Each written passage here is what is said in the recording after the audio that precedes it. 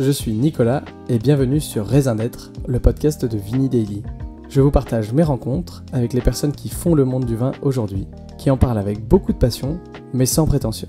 Aujourd'hui, Vini Daily, c'est aussi et surtout un club de vin qui vous permet d'avoir accès à des cuvées de grands et petits vignerons entre -20 et -25% des 9,90 par mois. Pour le retrouver, rendez-vous sur le site club.vinidaily.com ou sur notre application. Mais tout de suite, place à notre invité.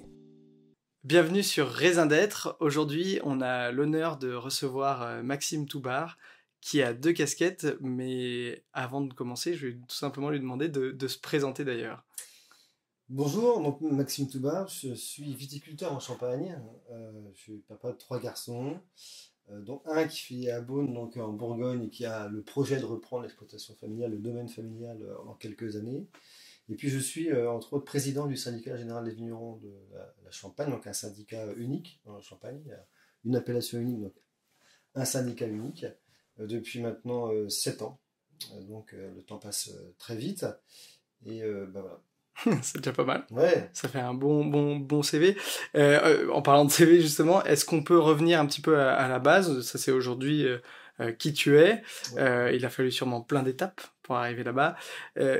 Certains viticulteurs ont déjà des familles de viticulteurs, Ouais. d'autres non. C'est ton cas. Ouais. Est-ce que tu peux nous parler un peu de ton enfance, ce qui t'a mené à Ouais. la Champagne et à la viticulture ? Donc moi, mes parents étaient viticulteurs en Champagne. Ils Ouais. sont arrivés tard parce que en fait c'était 2 petits domaines et donc ils ont regroupé les 2 domaines dans les années 90. Ok. Ils sont revenus assez tard. Et puis donc moi je me suis installé en 2001, donc j'avais 26 ans. Au préalable, j'étais parti aux États-Unis. J'ai travaillé 6 mois, donc je suis parti en Napa Valley pour voir un peu comment ça se passait ailleurs. Ok, ce qui n'était pas toujours commun à ce moment-là. C'était pas commun à ce moment-là. Ouais. On était quelques vignerons de Champagne à partir. Je me souviens que j'avais quelques copains avec moi. Et puis au bout de 6 mois, je suis revenu parce que voilà, il était temps de rentrer. J'avais fait 6 mois. Bon, j'aurais pu faire plus, mais c'était plus un stage. Et puis rapidement, je me suis rendu compte que le temps allait être long parce que travailler les vignes, c'est un travail qui est dur. Et au bout de 2 années, je me suis dit, je vais aller à la rencontre d'autres vignerons, voir comment ça se passe un peu ailleurs, autour d'un collectif. Et donc le syndicat des vignerons, donc il y a un groupe des jeunes au syndicat qui invite les jeunes jusque 35 ans donc, à venir participer à des réunions d'information, un petit peu de la vie de la Champagne, l'organisation collective. Et donc j'ai participé à ces réunions très vite. Et puis j'ai fait pas mal de rencontres de copains, d'amis. Et puis on a surtout, c'est un groupe qui vivait, qui proposait des choses, qui un peu secouait. Moi j'ai été élu président de ce groupe des jeunes en 2007, jusqu'en 2009. Et puis de fil en aiguille, ça m'a plu, ça m'a intéressé. Et puis je crois que quand on est piqué au collectif, quand on est piqué à s'investir, un investissement, que ce soit associatif ou syndical. En fait, de fil en aiguille, je me suis retrouvé à la tête du syndicat en 2016. Alors attends, avant d'arriver déjà sur 2016, etc., on reprend un peu l'histoire. Tu pars en Napa Valley, c'est dans les années 90 du coup, début 2001, tu pars. 2001. Tu avais fait une formation avant Viti-Euno ? Donc j'avais pas de formation Viti-Euno, j'avais un BTS comptabilité en agriculture, donc j'avais pas du tout suivi de cursus viticole. J'étais un peu fin de ma jeunesse, je savais pas trop quoi faire parce que je me suis dit je vais peut-être aller voir ailleurs pendant une dizaine d'années avant que j'étais pas prêt à travailler avec mes parents tout de suite. Et puis en fait j'ai eu la chance d'avoir des parents qui m'ont dit rapidement on va te laisser une partie du domaine et tu feras ce que tu voudras.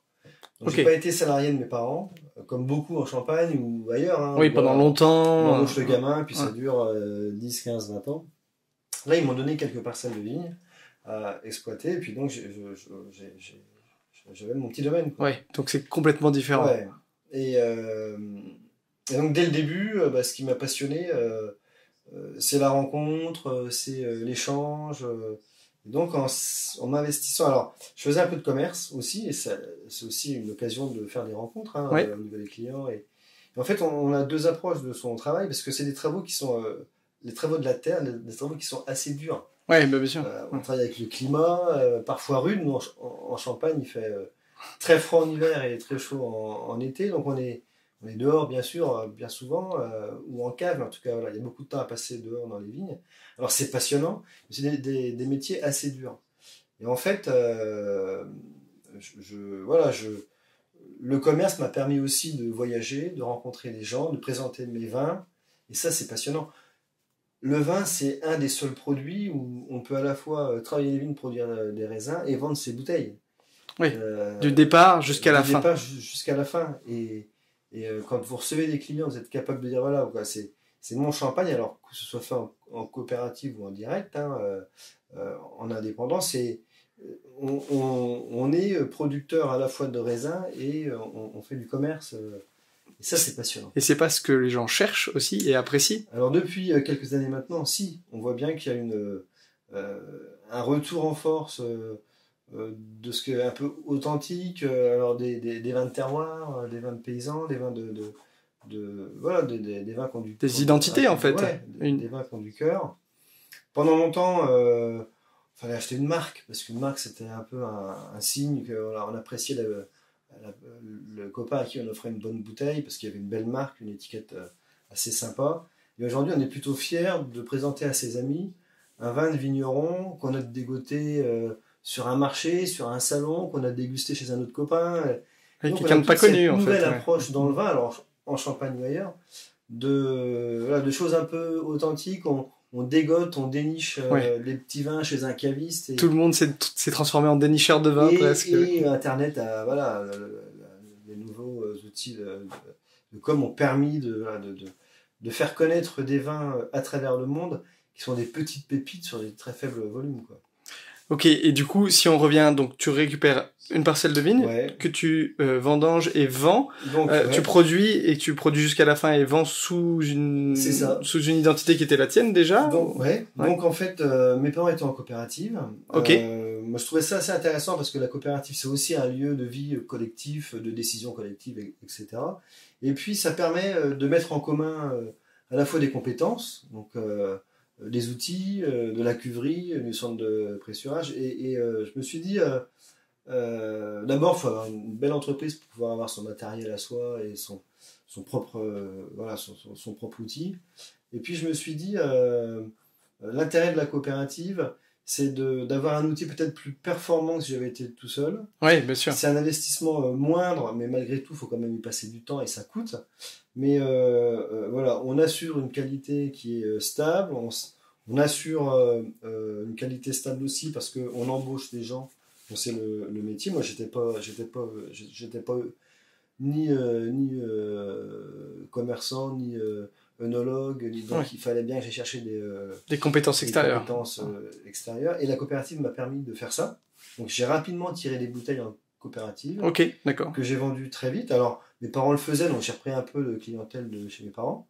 Et puis ça a très vite été plutôt bien parce que quand vous avez envie de faire du commerce, surtout sur des vins de champagne, j'ai envie de dire ça va plutôt assez bien. La réputation de Champagne, tu veux dire, aide. Ouais. Il y a beaucoup de régions aujourd'hui qui souffrent parce que derrière il y a une image qui est un peu dure, un peu. Et nous, la Champagne, c'est plutôt une image qui va bien, quoi. Oui, ça c'est sûr. C'est un avantage qu'on a. Mais pour autant, il y a aussi des grandes maisons qui prennent parfois beaucoup de place et des petits vignerons ou des coopératives qui ont plus de mal à se mettre en avant. C'est un défi aussi quand même. Notre force, elle est là. Hein. Elle est sur la Champagne. On est 20 000 viticulteurs en Champagne. 20 000.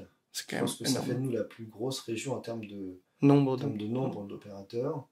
Avec d'un côté des tout petits vignerons. Donc il y a moitié des vignerons exploitent moins d'1 hectare de vigne. Oui, c'est ce que j'allais demander. 1 hectare de vigne. Extrêmement petit. Et puis il y a des grands groupes, et on en connaît certains, internationaux, qui déploient une force et qui nous entraînent, qui ouvrent des marchés à l'export, et donc c'est un peu ce melting pot un petit peu d'opérateurs, de vignerons, de maisons, de coopératives, qui fait, on a en fait à travers les vignerons de Champagne et les maisons et les coopératives, une diversité de produits qui correspond à un moment donné à un marché, à une attente, à un client, quoi. Oui, de toute façon, ok. Et donc tu commences en coopérative, tu finis par quitter la coopérative. Je reste en coopérative. Tu es encore en coopérative pour une partie ou la totalité? Donc pour la totalité. Ok. Et puis, comme je n'ai pas assez de bouteilles parce que mon commerce marche bien, j'ai une carte de négociant, donc je suis négociant distributeur. Donc D'accord. j'achète des bouteilles à ma coopérative que je revends. Donc D'accord. en fait, voilà, ça fait partie aussi de la continuité de mon entreprise. D'accord. Et en fait, ça fonctionne bien. Ok, donc le principe, si tu me repenses si j'ai mal compris, tu vends donc tes raisins directement à la Je ne les coopérative. vends pas, c'est mes raisins que je mets en bouteille à Oh, la coopérative. ok, Je vends pas mes raisins à la coop, c'est mes raisins que je conserve et que je transforme ouais, ok, pour les mettre en bouteille. d'accord. Et après, tu récupères les bouteilles et tu les vends de Sous ton ma côté. marque, ouais. D'accord, ok. Donc, ok, super clair. Ouais. Bon, et du coup, donc t'as toujours été, enfin, t'as toujours eu ce fonctionnement-là, on va Ouais. dire, depuis longtemps, et tu t'investis peu à peu dans ces syndicats dont tu parlais tout à l'heure. Donc en fait, la force de la Champagne, c'est une appellation unique. Il n'y a que du champagne en Champagne. Il n'y a pas Ouais. d'autres produits. Il n'y a pas d'IGP, il n'y a pas de Vincent IG, il n'y a pas d'autres appellations. Il n'y a qu'une appellation. On n'a pas d'appellation par village. Donc on a une appellation unique, un syndicat unique. Et donc il y a le syndicat qui représente les vignerons de l'Aube, de la Marne, de l'Aisne. Et donc l'investissement au syndicat, pour moi, c'est un temps plein. C'est 100% de mon temps. Donc il faut être aussi capable de mettre un peu en parenthèse son entreprise, son domaine. Alors sa famille avant tout, parce que c'est du temps à passer. Bien sûr. Beaucoup de temps à passer. Et c'était déjà le cas sur le syndicat des jeunes vignerons quand tu étais président? C'était déjà le cas où c'était un investissement important, mais pas tant. Et puis en fait, en Champagne, le président du syndicat des vignerons est président de l'interprofession. D'accord. Je préside aussi l'interprofession, donc avec un co-président qui est le président des maisons de Champagne. D'accord. Donc on est 2 co-présidents. Et donc le syndicat des vignerons, c'est 150 personnes au quotidien, et le comité Champagne, donc l'interprofession, c'est 110 personnes. Donc c'est 2 belles entreprises. Tu peux nous expliquer du coup les différences de fonctionnement, enfin à quoi sert l'un, à quoi sert l'autre, l'interprofession vs le syndicat? Donc le syndicat général des vignerons, c'est un syndicat de défense des producteurs, ok. C'est les vignerons au quotidien. Donc l'objectif, alors c'est un syndicat qui a été créé, notre syndicat, il y a 120 ans. D'accord. Et donc c'est très âgé, très ancien. Dans des périodes où c'était difficile, et les gens se regroupaient pour se défendre, parce qu'il y avait besoin de se défendre face à d'autres vignobles, face aux négociants qui n'achetaient pas forcément les raisins ou les vins, donc il fallait qu'on s'organise. Donc il y a eu des collectifs qui ont été créés. Et donc ce syndicat général des vignerons, il a la vocation de défendre l'intérêt des vignerons, de représenter les vignerons, de les accompagner. D'accord. Donc les 20 000 vignerons. Et puis l'interprofession, là c'est plus uniquement les vignerons, c'est la Champagne. Donc ça regroupe à la fois les maisons de Champagne et les viticulteurs. Ok. Ok. Donc il y a un rôle plus peut-être d'intermédiation dans l'interprofession que dans le syndicat. C'est-à-dire que quand on se compare par rapport à d'autres régions, il y a beaucoup d'endroits où c'est pas les mêmes personnes. Et donc on a des présidents de syndicats qui ne sont pas les mêmes que les présidents des interprofessions. Et nous, là, je trouve que la bonne idée, ça a été de dire, bah, à un moment donné, c'est les mêmes. On peut pas à la fois d'un côté défendre les vignerons sans se soucier de l'intérêt collectif de tous. De la région, voilà. On va dire. Et donc ça nous oblige à prendre dans nos familles, à la fois le négoce et le vignoble, des décisions et des orientations qui engagent aussi l'autre. Et donc souvent on dit les discussions sont plus longues, mais quand un consensus est trouvé, donc on a un consensus à chaque fois, pas forcément qui favorise pas forcément une famille plus que l'autre. Oui, il faut être un équilibre. Consensus est trouvé, mais il s'applique à tous, et donc on a une loi qui nous permet d'avoir une autorité sur les décisions qui sont prises. Donc le préfet participe à nos réunions. Ah oui, donc une fois que nous avons décidé, on est la seule interprofession qui a été créée dans ce sens. Une fois que nous avons décidé, une fois que nous avons validé et signé, ça s'applique immédiatement à tout le monde. Ok. Ouais. Et c'est une force, d'autant plus que cette interprofession, elle est coprésidée, donc elle nous engage au quotidien à trouver des compromis sur toutes les décisions que l'on prend.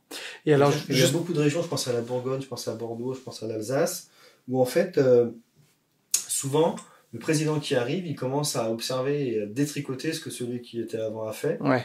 Et on a un peu voilà, un coup vignoble, un coup négoce, une alternance. Nous, on est ensemble, donc on est obligé et on est obligé de prendre des décisions et d'avancer ensemble et de se soucier de l'autre. Oui, bien sûr, il y a un côté équilibre. Et c'est quoi les sujets, du coup, qu'il y a dans un syndicat et syndicat avec des vignerons. Donc c'est l'accompagnement au quotidien des 20 000 vignerons. Donc c'est clair, hein, c'est le fiscal, le social, l'employeur, la technique. C'est défendre l'intérêt du vignoble, l'accompagner dans ses démarches de commerce, de transmission d'exploitation, de techniques au quotidien. Donc on a des personnes qui sont là et qui accompagnent, donc qui vendent des services, on vend des services aux vignerons. C'est aussi la défense d'intérêts collectifs au sein du syndicat, donc pour par exemple transmission des entreprises. Donc on met en place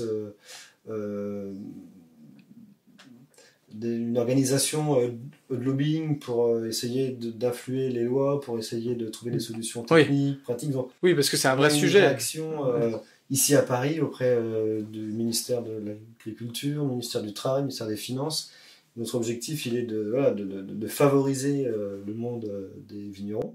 Il y a un vrai sujet d'ailleurs, parce que on va dire l'hectare parfois de vigne représente des sommes très importantes pour des gens qui vivent pas à la hauteur de la somme, on va dire que ça représente, et qui veulent léguer ça tout simplement à leurs enfants. C'est un exemple. Un exemple, c'est comment on accompagne mieux la transmission des exploitations. Donc en fait, on essaie de trouver des solutions pratiques. Alors individuelles, c'est-à-dire qu'on reçoit des gens qui veulent transmettre à leurs enfants, et puis collectivement, comment on influe sur les lois pour pouvoir assouplir la fiscalité par exemple. Donc c'est un exemple très précis, mais en fait on joue sur les deux tableaux, à la fois individuel, la famille vient avec le gamin, on veut les transmettre, comment ça va se passer, on a différentes pistes, et puis il y a l'intérêt plus collectif où là j'ai envie de dire on essaie d'influer pour que la vie des vignerons soit plus facile dans son métier au quotidien, quoi.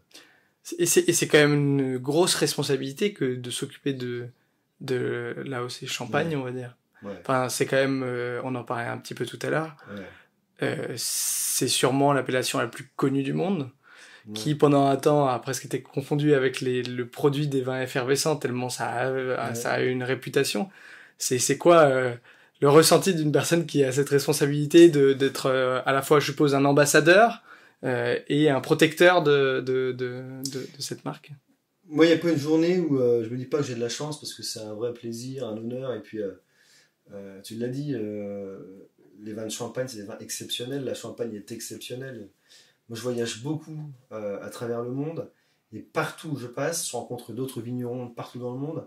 La Champagne, elle est connue. Alors, on ne sait pas trop où elle se situe sur la carte de France. Par contre, voilà, le Champagne, c'est la France. Le Champagne, c'est le plaisir, c'est la célébration, c'est la victoire, c'est le succès. Et en fait, on est sûrement le seul produit qui à la fois associe la gastronomie, le terroir, la bonne bouffe, les bonnes tables, etc. Et puis la fête, la célébration, la fête, la joie. Il y a et le raffinement et la fête, quoi. Et ça, c'est assez nouveau d'avoir sur les deux jambes, parce que pendant longtemps, on était un vin de dessert, très sucré. On a tous en tête le souvenir chez la grand-mère le dimanche après-midi à 4h. Avec cet air dégoûté que tu as. Champagne, on trempait le biscuit de Reims dedans. Et on a réussi à s'adapter à ce que le client souhaite. C'est-à-dire ramener ça, les vins de Champagne, en apéritif, frais. Et aujourd'hui, beaucoup de bonnes tables de chefs proposent le champagne pour accompagner tout un plat, tout un repas. Tout un repas, quoi. Et ça, c'est assez nouveau. Donc on associe à la fois aujourd'hui des vrais vins de Champagne. On ne parle plus de Champagne, on parle des vins de Champagne, suivant les terroirs, l'âge, les millésimes. Et donc on a des vrais vins gastronomiques. Et puis on arrose une victoire, un succès, un anniversaire ou un mariage ou un moment de plaisir avec son amoureuse ou en famille ou avec... C'est du champagne, quoi. Et ça, c'est comme la promesse d'un moment bien, quoi, d'un moment cool. Ouais, et d'ailleurs, enfin bon, encore plus en Champagne qu'ailleurs. D'ailleurs, j'ai l'impression que chaque fois qu'on va en Champagne, on va au restaurant, il n'y a pas une table où il n'y a pas une coupe. Il y a quelque chose d'incroyable. Ça se vit au quotidien aussi dans la région, quoi. Et puis, depuis peu, on voit aussi, le Covid nous a un peu rendu service là-dessus, mais on voit bien aussi que les gens qui réservaient le champagne qu'aux grandes occasions, une fois par an, 2 fois par an, mais c'était presque un peu, voilà, quoi. Enfin, Est-ce que ça vaut la peine de sortir une bouteille de champagne? Ça ne méritait pas, quoi. Et en fait, les gens se sont un peu lâchés sur le fait de dire, en fait, le champagne, c'est bon. C'est pas si cher que ça. On a eu une impression que c'est si cher qu'il faut vraiment qu'on le conserve pour la grande occasion qui parfois n'arrive jamais. Et en fait, nous, on a beaucoup communiqué sur le fait de dire toutes les occasions sympas, un événement sympa où quelqu'un vient nous faire une visite, vous avez une bonne nouvelle, et il fait beau aujourd'hui et je vais bien et j'ai envie de, de me faire. Toutes les occasions sont bonnes pour aller chercher une bouteille de champagne. Et ça, c'est assez nouveau. Et ça, il y a eu un déclic avec le Covid. Et c'est quelque chose que vous avez comme rôle de promouvoir au sein du syndicat? Ou pas forcément? Alors, on ne fait pas trop de commerce. Notre but, c'est pas de vendre du champagne ou de faire la promotion. D'accord. Ça, c'est plus l'interprofession. Du vin non, c'est les vignerons, les coopératives. Nous, on est là pour accompagner. Donc, on organise des salons, par exemple. Okay. On a fait un salon en Norvège, on fait un salon à New York, on fait des salons. On crée des moments de rencontre, des événements. Par contre, le commerce en lui-même, on ne fait pas. On n'accompagne pas les gens, on ne salarie pas des gens pour aller vendre des bouteilles à la place des bien sûr. vignerons. Donc, c'est de l'accompagnement individuel. Mais on a des indicateurs, on est très attentif au comportement des jeunes, par exemple. On ne veut pas perdre le côté... on ne veut pas le perdre. On veut que le champagne soit un vin sympa, accessible, pas guindé comme certains autres vins, ou comme on aurait pu... comme on nous a casé à une époque, un vin un peu inaccessible, réservé aux gens riches. Et aujourd'hui, on se rend compte qu'il y a des champagnes pour toutes les bourses, pour tout le monde, pour tous les goûts. C'est ce que j'allais te demander, parce que est-ce que c'est pas aussi associé au prix d'une bouteille de champagne de manière générale? Ouais, alors le champagne, c'est à la fois cher, et puis c'est pas si cher que ça. C'est-à-dire qu'on nous compare souvent à d'autres vins, en disant, d'autres vins effervescents. Le bouquet de fleurs est un concurrent plus sérieux qu'un autre vin effervescent. C'est-à-dire que vous êtes invité chez quelqu'un, un bouquet de fleurs, c'est 30 €, 40 €. Ouais, bien sûr. Une bouteille, on peut en trouver à 20 €. Ouais, ok. Donc on prend ce genre de comparatif aussi, quoi. Et le plaisir n'est pas le même. La fleur, elle reste quelques heures, mais en tout cas, notre ambition, elle est clairement de dire surveillons le comportement des consommateurs. Il faut que le champagne reste le vin de la fête, le vin de la célébration. Le vin aussi un peu branché, on va dire que pour les jeunes, en tout cas, de ce côté accessible. Ouais. Et est-ce que c'est pas facile aussi de justifier un certain prix du champagne par son processus de fabrication? Comment est-ce qu'on fait aujourd'hui pour le... Ouais, il y a toujours cette... Est-ce que tu peux nous en dire un peu plus autour de se dire, voilà, une bouteille de champagne c'est peut-être 20 € par rapport à une autre bouteille de vin qui peut être à 10 €, mais voilà pourquoi. Ouais. Nous, on a beaucoup de travaux qui sont faits à la main. Oui. On n'a pas beaucoup de machines en Champagne, on est vraiment sur un process très traditionnel avec la culture du geste, quoi.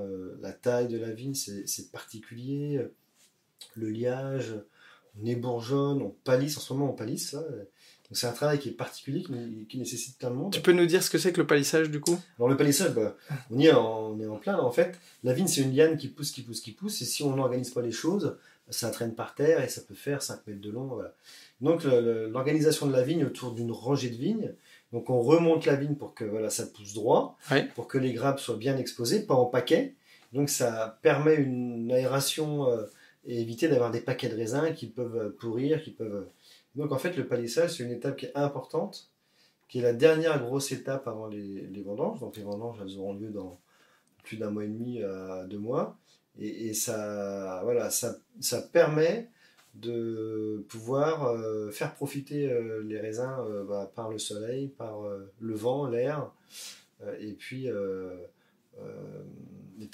pour que les feuilles, pour que la photosynthèse se passe bien. Et donc, le développement en fait des raisins se passe correctement. Et donc tous ces travaux-là, c'est des techniques et des gestes ancestraux qui évoluent aussi, parce qu'on a quand même, malgré tout, on essaie un peu d'innover, on essaie de trouver des solutions techniques qui permettent d'être dans des postures moins compliquées. Par exemple, la taille de la vigne, c'est un moment qui est dur, parce que la vigne en Champagne, elle est basse, elle est au sol. Ouais. Et donc, quand on commence à tailler au 15 novembre, on en a pour jusqu'au 15 mars. Et donc, on essaie de trouver des solutions pour essayer d'alléger un peu La pénibilité aussi. Et ça, c'est une notion qui est importante et qui est nouvelle. Et donc, en fait, tout ce travail-là nécessite beaucoup de monde qui représente un coût important. Ouais. Et donc, on répercute ce coût. Mais quand on regarde bien, le champagne, c'est pas si cher que ça. Le moment de plaisir que ça offre est bien plus important que le coût de cette bouteille. Il faut regarder la valeur plutôt que le prix. C'est ça, exactement. Exactement. Et j'ai une question, moi, un petit peu sur les jeunes. On parlait du fait que ça soit branché aussi, que ce soit pour les jeunes, etc. Il y a un autre enjeu qui se retrouve dans pas mal de régions, qui est la reprise des domaines par des plus jeunes. Est-ce que c'est quelque chose que vous avez en Champagne, ou comment ça se passe aujourd'hui en Champagne au niveau des reprises de domaines par des jeunes? Ouais, nous, on peut pas, comme dans d'autres vignobles, arriver et puis dire je vais me lancer, je vais acheter une vigne, je me lance. Aujourd'hui, il y a très peu de vignes à vendre. On est à peu près sur 200 hectares de vignes à vendre en Champagne par an, sur 35 000. C'est pas beaucoup. Donc c'est pas beaucoup, donc il y a une pression sur le marché aujourd'hui qui fait que d'abord les voisins achètent, c'est souvent le cas. Oui, le premier qui entend parler... Là, il y a des ententes dans un village, bien sûr. Des gens qui n'ont pas forcément d'enfants, ou les enfants ne veulent pas reprendre, donc quand c'est vendu, il y a 2-3 acquéreurs, donc il y a une pression sur le marché du foncier qui fait qu'on n'a pas beaucoup d'extérieurs qui viennent et s'installer. Qui se disent, comme à Bordeaux, je vais acheter un château, un domaine avec des vignes autour et puis je me lance. Donc on n'a pas tellement d'étrangers, comme dans d'autres régions, on n'en a même pas du tout, enfin on a assez de riverains, de voisins et d'autres vignerons pour acheter ce qu'il y a à vendre, quoi. Ouais, et puis ça passe un peu de bouche à oreille, quoi. Ouais, c'est ça, bah ouais, puis les gens bossent ensemble, donc on discute, et puis on sait que je prends ma retraite dans 3-4 ans, si j'ai pas de gamin, je te louerai les vignes, et puis c'est comme ça que ça fonctionne. Ok, mais du coup, la problématique des jeunes qui reprennent les vignes, pour l'instant en Champagne, il n'y en a pas tant que ça. Nous, il y a du monde, il y a plus de candidats que de vignes. Hein. Bon, ça c'est quand même une vraie puis, chance. On a beaucoup d'enfants qui baignent dedans, comme beaucoup de métiers, où en fait ils voient les parents, ils sont associés très jeunes au métier, de la vigne, de la cave, du commerce, qui montent dans les engins. Et donc, naturellement, j'ai envie de dire, comme moi, mon gamin, je vois bien que la question se pose pas, quoi. Ils sont impliqués dès le plus jeune âge. Et la Champagne permet aussi d'avoir le luxe aussi de pouvoir voyager. Quand on vend son champagne, on voyage, on prend l'avion, on parcourt le monde. On n'est pas obligé de vendre sur place comme plein d'autres produits, quoi. Alors Maxime, on a ce fameux jeu que je t'expliquais tout à l'heure, des petits arômes à sentir. Il y en a 3 juste ici. Je te laisse en choisir 2. Il y a 3 numéros, on verra s'il y a des numéros qui portent chance pour les sentir. Et ben c'est parti. Hop. Je te laisse les sentir et essayer de deviner un peu... C'est un jeu qui dure. Ouais. Peu importe, on va dire, l'expérience, on se rend compte toujours que c'est compliqué de trouver. Mais ça, c'est la fleur. Ouais. Alors, c'est des arômes qu'on peut retrouver dans le champagne. Ouais. Et là, on est clairement dans la fleur. Est-ce que tu as une idée de la couleur de la fleur? Rose. Non, on est sur une fleur blanche, mauvaise pioche. Blanche. Ouais. On est sur l'acacia, là. Ouais. Ah oui. Les agrumes. Ouais, c'est ça. C'est le citron, exactement. Le citron. Ouais. Bon, exactement. Bon, c'est bon, l'honneur est sauf. C'est pas à ça qu'on évalue la qualité d'un président d'un syndicat, de toute façon. C'est pas bon du tout. Bravo. Bon, super.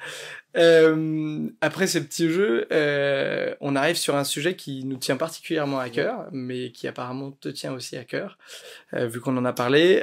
C'est les enjeux environnementaux. Ouais. Il y a son lot de défis actuels. Et son lot de défis de demain. Est-ce que tu peux nous parler un petit peu déjà de ce que ça représente, les défis environnementaux aujourd'hui en Champagne pour les vignerons? D'abord, qu'on soit en Champagne ou ailleurs, les vignerons sont les premiers spectateurs de ce qui se passe. C'est-à-dire que moi, mon père, il a 75 ans. Mon père, il vendangeait en octobre. Quand il était gamin, il y a 50 ans, il vendangeait toujours en octobre, fin septembre, début octobre. Nous, on a vendangé 5 fois au mois d'août en 10 ans. Donc il y a une accélération du climat, c'est hallucinant, du cycle de la vigne, qui fait qu'on a des maladies qu'on n'avait pas auparavant, on a des parasites qui sont arrivés, qui sont nouveaux, qu'on ne connaissait pas auparavant, on a un degré alcoolique qui augmente, et donc on est obligé de vendanger maintenant plus tôt pour avoir un équilibre acide-sucre. Donc on surveille les paramètres analytiques de près parce que ça bouge beaucoup. On a des températures aujourd'hui qui font que les vins on récolte des raisins très chauds. Donc en fait, notre travail il est de corriger nos pratiques, d'adapter nos pratiques pour maintenir une qualité du produit. Donc ça, c'est un aspect qui est important, de dire comment on continue dans une appellation en Champagne comme ailleurs. Si on veut continuer à produire sur les terroirs historiques, il faut que nos pratiques, on les fasse évoluer. On a par exemple, nous, imaginé de pouvoir planter des vignes semi-larges. C'est-à-dire ? On a un vrai sujet sur l'eau. Oui. L'eau, il y a de moins en moins d'eau disponible, et donc il faut trouver des solutions pour pouvoir à la fois économiser l'eau, mais aussi utiliser beaucoup moins d'eau qu'auparavant. Et les vignes semi-larges, c'est quoi ? C'est des pratiques nouvelles, de densité nouvelle. Donc au lieu d'être à 10 000 pieds hectares, on n'est plus qu'entre 5 et 6 000 pieds par hectare. Okay. Et on double le feuillage. Donc ça permet de monter les pieds de vigne. À hauteur, ça permet du coup, de travailler le sol de manière plus facile que si quand on était en 10 000 pieds par hectare. Donc il y a moins d'eau, moins de produits phyto utilisés. Donc en fait, on expérimente des pratiques nouvelles pour nous adapter en permanence. Et encore, nous, on est dans un climat assez frais. On est encore au nord. Donc on n'a pas aujourd'hui, comme certaines régions, on n'intègre pas des cépages nouveaux, plus frais, qui résistent mieux. Mais on voit bien qu'il y a des régions aujourd'hui où si on ne modifie pas très vite l'encépagement, tout ce qui est irrigation, tout ce qui est mettre de l'ombre sur la vigne, par exemple, eh bien on ne pourra plus produire de vin dans certains endroits. Moi j'étais au Portugal. Le Portugal, là où il n'y a pas une goutte d'eau qui tombe, il n'y a plus rien. C'est-à-dire c'est très sec. Ouais. Donc ils pompent dans le Douro. Alors nous, on n'en est pas là en France. Le sud de la France irrigue, mais nous, on est dans des régions, l'Alsace, la Bourgogne, la Champagne, le Val-de-Loire, on n'irrigue pas. Oui, il y a encore une bonne partie. Ça, c'est la première chose, c'est de dire comment on adapte nos pratiques, parce que de toute façon, le climat change et on n'a pas le choix. Et la deuxième chose, c'est qu'il y a une forte attente sur ces aspects-là. Le consommateur aime que le produit soit bon. Par contre, il est attaché aussi à ce qu'il ait été produit dans les règles de l'art et avec une attention particulière. Et parfois, le process a autant d'importance que la qualité intrinsèque du vin. Oui, parce qu'on achète aussi une histoire quand on achète une bouteille. Et la Champagne, elle est de longue date, c'est attaché à faire attention à ce qu'on a fait. On a initié il y a 30 ans le plan O, le plan R, donc en ayant en particulier des ambitions fortes. Et l'ambition de la Champagne, c'est pas qu'il y ait une élite de 200-300 vignerons qui soit en avant et qui est le top de l'innovation et le reste derrière. Les 20 000 viticulteurs dans une démarche. Alors, chacun a son rythme, et il y a des gens qui ont besoin de temps parce que leur modèle d'entreprise, parce qu'ils sont situés sur des secteurs qui sont durs, parce que c'est des petits domaines, parce que... Oui, on n'a pas tous la même flexibilité. Voilà. Et donc, notre ambition, c'est d'accompagner tous les vignerons. Donc, on enclenche des choses, on met des objectifs, on a des ambitions fortes. Par contre, c'est chacun à son rythme. Donc, on a un cahier des charges qui permet de valider collectivement les pratiques, et puis surtout, on a des ambitions. Donc affichées et claires. Comment ça se traduit ? Vous avez donc de la recherche d'un côté. On a pas mal de recherche. On a des pôles on a un pôle important de recherche.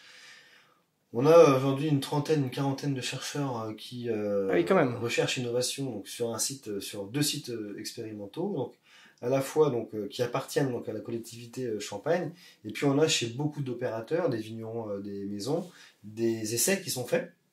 Et puis on a décidé d'augmenter fortement. Donc on va créer un nouveau centre de recherche et d'innovation. On va embaucher encore plus de chercheurs parce qu'il faut aller vite. Chercher c'est bien, mais il faut trouver. Oui. Et on crée des nouveaux pieds de vigne, des cépages qui résistent aux maladies. On crée, et ça prend du temps. Oui. C'est de gros moyens, ça prend du temps.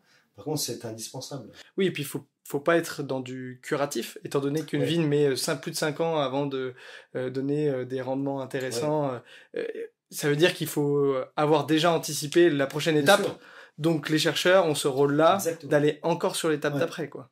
Par exemple, la qualité de l'eau, c'est une notion qui est importante. On est tous capables de comprendre qu'il y a de l'eau potable, ou qu'il l'est moins. On a des marqueurs, des indicateurs sur la qualité de l'eau.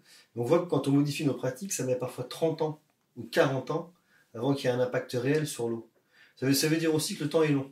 Oui.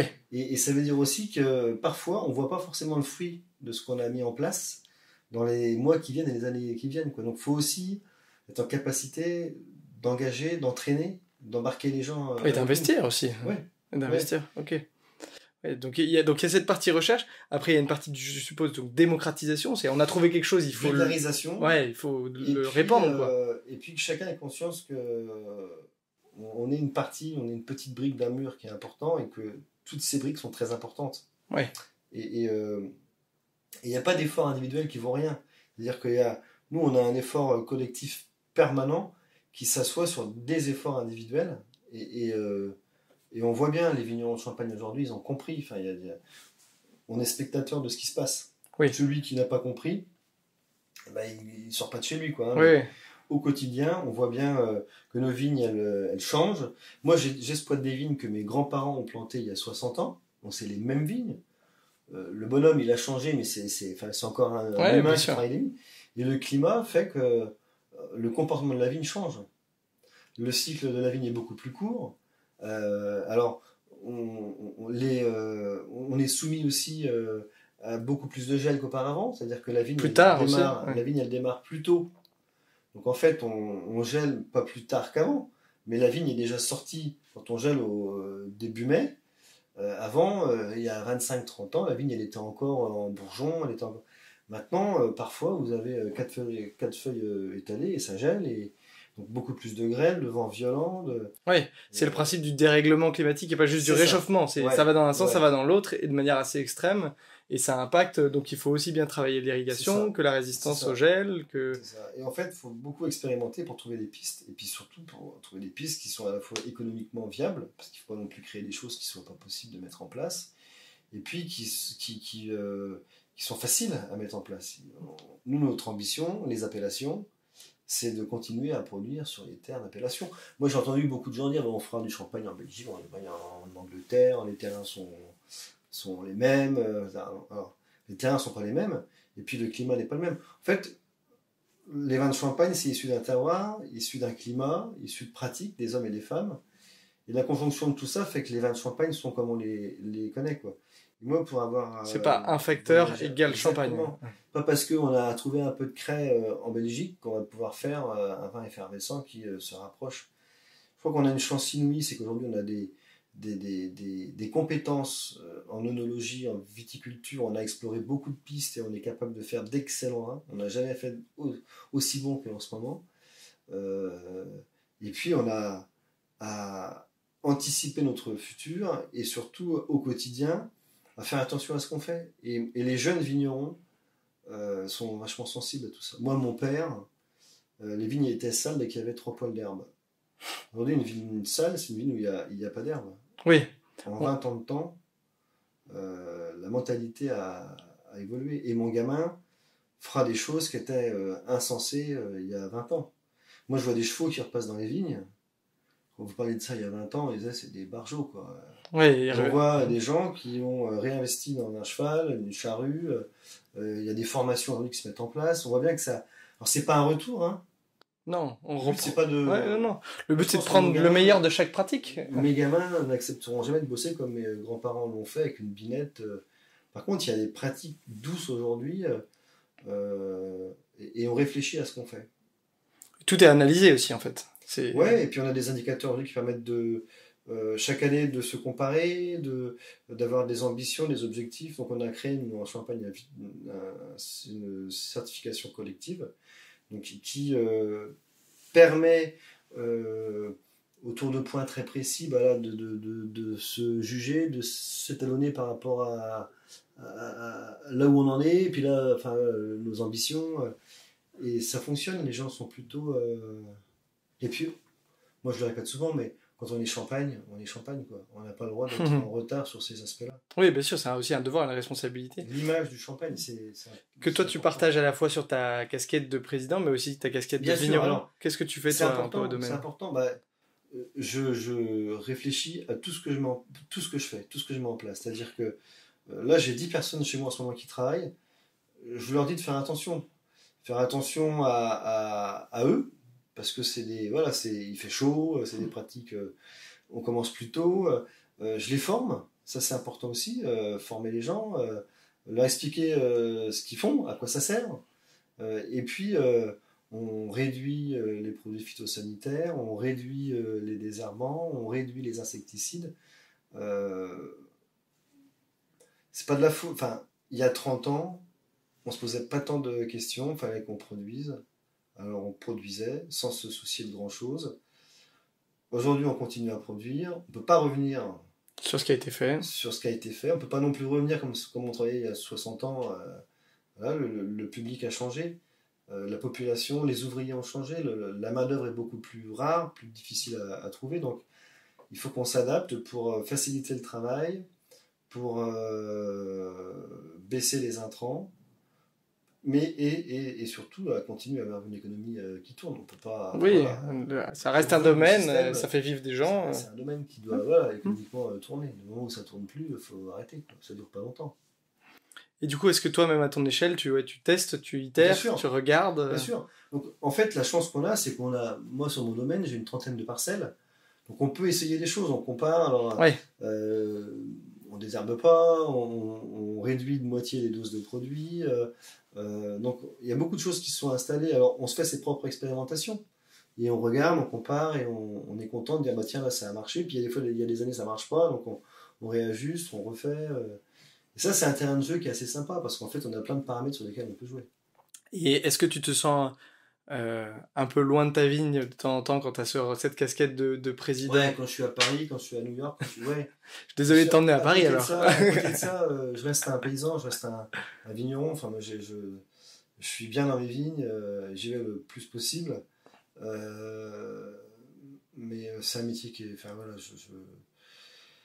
C'était pas un métier de choix au début, parce que mes parents n'auraient pas eu de vigne, je ne serais pas viticulteur aujourd'hui, je ne serais pas un vigneron, je serais peut-être autre chose, mais en fait, on se rend compte de la chance qu'on a, parce qu'on a aussi des parents. Moi, mes parents, mes grands-parents m'ont expliqué, ils ont pris le temps de m'expliquer le terroir, le paysage, de me montrer leur pratique, de m'expliquer voilà, comment ça se passait, on dégustait, on essayait, on testait. Et en fait, on embarque, quoi. On embarque. Est-ce que c'est pas ça qu'on transmet le plus d'une génération à l'autre, la fascination un peu pour l'écosystème que ça engendre, c'est-à-dire le produit, la terre. Moi, j'ai un peu cette comparaison de me dire, bon, en fait, j'ai jamais été passionné de géologie. Je me souviens très bien des cours de SVT de 3e où j'en avais absolument rien à faire de la géologie. Et j'ai quand même réussi à m'y intéresser, mais par le vin, en fait, par le produit. Et en fait, je trouve que c'est assez génial parce que d'un produit, on finit par s'intéresser à un nombre de compétences absolument dingues et on finit par être fasciné par la complexité de chaque élément, etc. Et quand on bouge un paramètre, on se rend compte de l'incidence de cette modification de paramètres. Alors ça peut être sur le cépage, ça peut être sur la manière de travailler, de tailler ses vignes, les formules de taille. En fait, on se rend compte de l'incidence réelle sur le produit. Et c'est ça qui est fabuleux.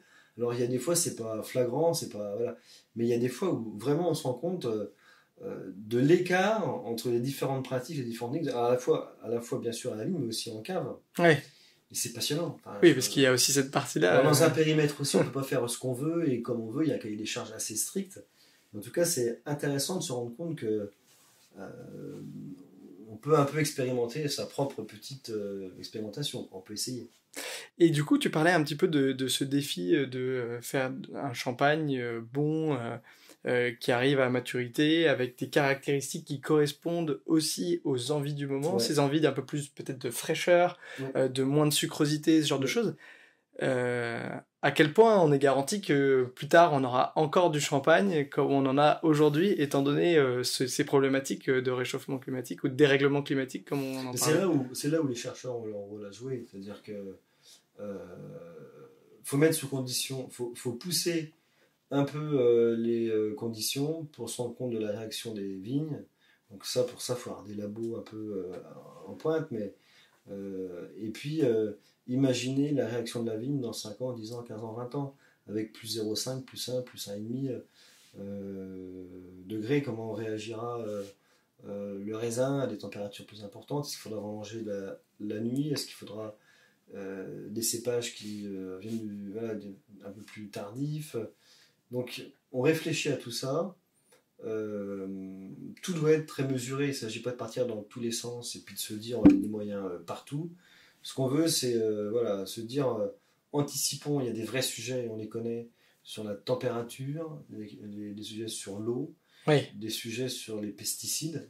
C'est un sujet qui concerne tout le monde. La santé humaine, notre santé à nous, on habite sur les territoires, les personnes qui bossent pour nous et avec nous, et puis le consommateur. Oui, bien sûr. Il y a une recherche aujourd'hui, au-delà du bio, il y a une recherche de... Parce que on voit bien, il y a une mode un peu sur le bio, on a l'impression que le bio, il n'y a pas de traitement. Oui, il y a toujours du cuir qu'on peut utiliser, ce genre de choses. Du cuir, il y a toujours... Et en fait, c'est pas tellement le bio, c'est la réflexion de comment individuellement je trouve un équilibre entre la production, l'utilisation de produits, et puis de toute façon, on voit de plus en plus de produits qui ne sont pas homologués. Donc on va avoir des impasses, on doit trouver des solutions pratiques et techniques. Donc nos chercheurs, c'est fabuleux, les chercheurs, c'est un monde qui me fascine. Ils expérimentent des choses qui aujourd'hui nous paraissent un peu dingues, mais qui peut-être que dans 5 ans, 10 ans, on est en train de mettre en place des robots, des contrôles par drone pour repérer des feuilles malades, des pieds malades, embarqués soit sur des tracteurs, soit sur des drones. On est en train de trouver des solutions, on est en train de travailler à des solutions qui seront dans quelques années, quelques mois mis en place. Oui, ça c'est incroyable. En fait, on travaille sur le futur. Ouais. Parfois, on sous-estime presque, et c'est ces personnes-là qui sont là pour l'anticiper. Et la Champagne reste un produit culturel, comme le vin. Oui. Donc il faut aussi garder cette notion de plaisir, cette image de tradition, de terroir, dans un monde qui évolue très vite et qui parfois est un peu fou, quoi. Oui, bien sûr. Garder la notion de plaisir dans tout ça. Je voulais juste terminer là-dessus. On a aussi une mission qui est importante, c'est protéger notre appellation. Moi, l'appellation Champagne, tout le monde la connaît en France, mais il y a beaucoup de régions à travers le monde où on considère que c'est un process. Le champagne, on fait du vin rouge, on fait du vin blanc, on fait du champagne. Donc, une des missions importantes du comité Champagne, c'est de défendre l'appellation Champagne. D'accord. Donc, il n'est champagne que de la Champagne, on le dit souvent. Moi, j'étais l'autre jour avec un président d'une région importante française. Ils se sont fait piller leur appellation, c'est-à-dire qu'ils font en Californie du Chablis par exemple. Ouais. Et ça fait mal un peu aux tripes parce que... Oui, c'est quelque chose qui est attaché à ici, quoi. C'est historique. C'est Bourgogne, parce que Bordeaux, c'est Bordeaux. Et donc on a tout ce maillage international. Et on a 2 pays qui nous résistent, qui sont la Russie et les USA. On continue à produire du champagne, mais sinon, l'intégralité des pays dans le monde, presque, reconnaît l'appellation. Ça, c'est important. Oui, ça, c'est un vrai travail. Bien sûr, ouais. En fait... on ne peut pas prendre quelque chose qui vient d'une zone géographique. On ne peut pas, mais il y en a qui le font. Oui. En fait, donc, et ça, moi, je suis très fier de ça parce que les Champenois ont su, avant tout le monde, il y a plus de 150 ans, protéger leur appellation en disant mais attendez, Champagne, c'est pas un process, c'est une région. Il faut que les raisins soient issus de la région, il faut que les bouteilles soient faites dans la région. Quand d'autres disaient c'est pas grave, aujourd'hui, on voit ce qui se passe. Oui. Oui, il fallait pas laisser avant faire pour pouvoir conserver aujourd'hui. C'est parti. Oui, je comprends. Bon, en tout cas, merci beaucoup pour ces échanges, Maxime, de te recevoir, d'avoir cette double casquette vigneron et président de syndicat. C'était super intéressant pour nous. Et puis, plein de... Venir en Champagne, c'est pas très loin. Ouais, on est déjà venu, on reviendra avec grand plaisir. Il y a plein de choses à voir. Oui, franchement, déplacez-vous, vous les auditeurs, et nous, on y retournera faire des tours parce que ça prend toujours autant de plaisir. Et puis, bon courage pour cette année, ce millésime, à tous les vignerons. Ça bien. Je pense que voilà. C'est prometteur. Ouais, c'est prometteur, c'est vraiment sympa. Je pense que ça va très bien se passer. Et c'est tout ce qu'on leur souhaite, et puis on se dit à bientôt pour un prochain épisode. Merci beaucoup. Vous venez d'écouter ce podcast jusqu'au bout, et pour cela, un grand merci. Si vous l'avez apprécié, pensez à le noter 5 étoiles sur votre plateforme et à le partager à vos proches. Cela nous aide beaucoup. Et surtout, si vous souhaitez bénéficier de tarifs de grands vignerons à petit prix, je vous invite à faire un tour sur le club Vini Daily. Car sans cela, le podcast n'existerait pas. À nouveau un grand merci et à bientôt pour une nouvelle rencontre.